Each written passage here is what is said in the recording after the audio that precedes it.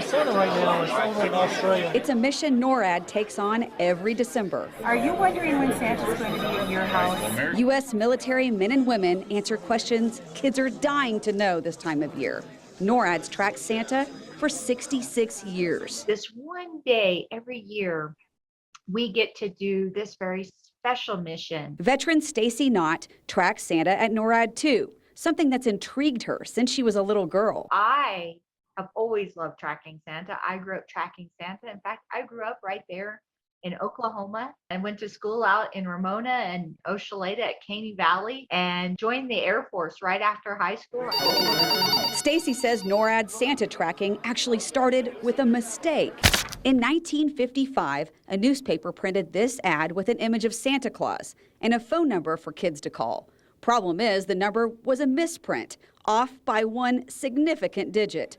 Turns out it was a highly classified military number. Colonel Schaup was on duty and the dreaded red phone started to ring. And this phone, usually it was the president or the Joint Chiefs of Staff calling for something really important.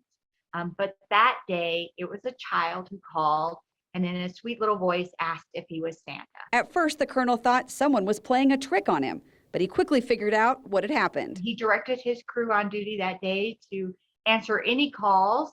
And from there, the tradition was born, and we have been doing it ever since. It all started with a misprint and a child calling the wrong phone number. A happy accident, and sometimes those are the best ones, right? NORAD uses its military radar, fighter jets, satellites, and what they call Santa cameras to capture Santa flying by landmarks around the world on Christmas Eve. We're all part of the team here for Santa. Fox 23 chief meteorologist James Adelot uses NORAD to help track Santa too. And we can actually progressively watch him shift across Asia, Europe, the Atlantic, Eastern Seaboard, and then right here at home. What do you think about the mishap? It was incredibly well played. I'm sure initially the bat phone rings, you get a little bit alarmed. And then once you realized what was happening, to play along with it, that's quick thinking. Every December, I've been asking for an interview with Santa Claus. You can imagine how busy he is. Finally, my 20th year here at Fox 23 News, I got the nod. Wow, Santa Claus, thank you. I cannot believe I'm actually finally getting to interview Santa Claus. Well, thank you so much. It's a pleasure to speak to you and to see everyone for just a moment before I head out for the big night tonight. What do you think about the U.S. military becoming your helpers? People are keeping an eye out, and it just causes so much extra enthusiasm on Christmas Eve, which I certainly love. We really get into the spirit of it. And our fighter pilots who go up and intercept Santa as he's coming in, they fly up and see him and they wave to him and they do a little wing tilt. Captain Joseph Paddock is one of those fighter pilots. He's with the 138th Fighter Wing at the Tulsa Air National Guard Base. Yep, we go up and we intercept Santa every year, and we try and keep up with him, but he's just too fast. He can outrun us. I smile, give them a wave before I leave them in the dust. Because you're faster than the fighter jets. Significantly faster than the fighter jets. How fast do you guys go? So the F-16 can go up to twice the speed of sound. In simple terms, that's like 1,500 miles an hour. Or think of it like here to Dallas in about 10 minutes.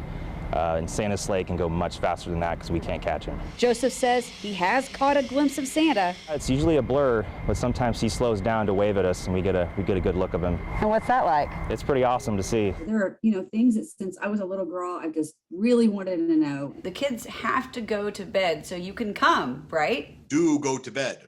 No child should be going to bed at 3 o'clock in the morning, but especially on Christmas Eve. Don't try and get a glimpse of me. You won't see me unless I want to be seen. But how are you able to get your sleigh from one end of the world to the other all in one day, one night? You do have to work going the right direction. You need to work with the time zones and not against them. Christmas Eve. Well, that's the way we do it. You're breaking up sometimes.